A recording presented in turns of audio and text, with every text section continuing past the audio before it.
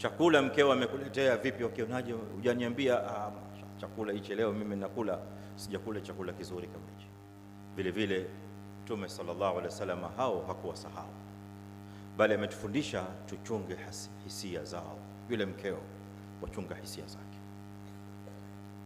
Akalisisitiza hili Mtume sallallahu alaihi wasallam mpaka akafika kiwango cha kutoa ruhusa, mpaka Mtume sallallahu alaihi wasallam akafika kiwango cha kutoa ruhusa ya mume kwamba aruhusiwa kutumia urongo juu ya mkewe.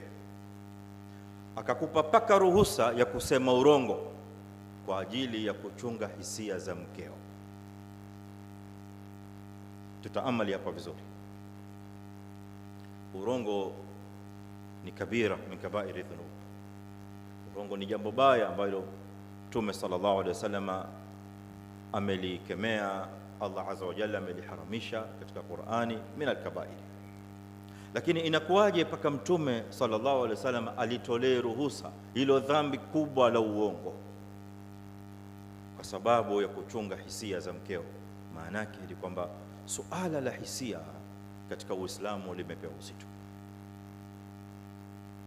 hasa kwa mtu kama mke unaikaa naye na ambao tumeamrishwa na Qur'ani tukae nao kwa wema, waashiruhunna bil ma'ruf. Mkeo akakwambia amevaa nguo, akasimama mbele yako akakwambia, vipi waionaje hii nguo, initoa vipi? Mwambie, sijaona uzuri kama tena, hii nguo imekuwa nzuri kwa sababu wewe umeivaa, si kwamba nguo yenyewe tangu hapo wewe vile umeivaa hii nguo imekuwa nzuri zaidi. Chakula mkeo amekuletea vipi, ukionaje? Hujaniambia chakula hichi leo mimi nakula, sijakula chakula kizuri kama hichi. Hata kama katika moyo wako waona kwamba kile chakula sicho unachokiridhia, hakikupendezea kuanzia tonge la kwanza, ukaona hiki chakula hichi leo mamake watoto mkono umpita vibaya, lakini akakuuliza, mwambie chakula safi sana, alhamdulillah, mashaallah, amenang'ana, alikuwa jikoni kuanzia asubuhi ya kupikia muda wote. Wewe ukirudi baada ya salatul Jumaa, chakula amekuandalia, msifie chakula chake.